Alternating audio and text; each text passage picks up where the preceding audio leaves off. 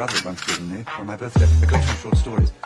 Well, I started to reread one of those stories. It was about a man who one morning wakes up and cannot bring himself to get out of bed. He shuts his eyes in self-defense. He re-examines his life. He seized with a restlessness.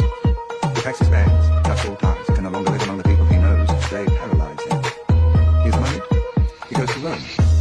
He wants to burrow under the earth like a bog, like a root. But even in Rome, he cannot escape people from his former life.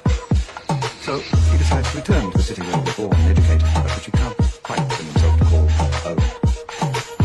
Well, the move doesn't help. He feels he has no more right to return than a dead man. What can he do? He desires an extreme solution to his conundrum.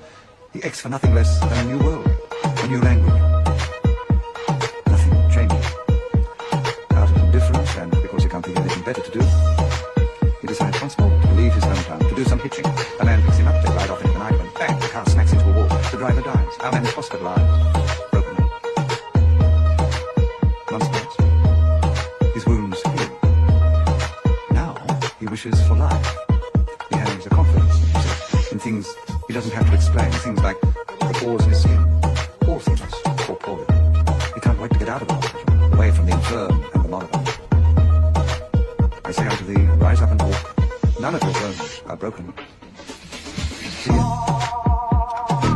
When I read those words, rise up and walk, none of your bones are broken, I felt a tremendous sadness. Do you know what the opening of the story is?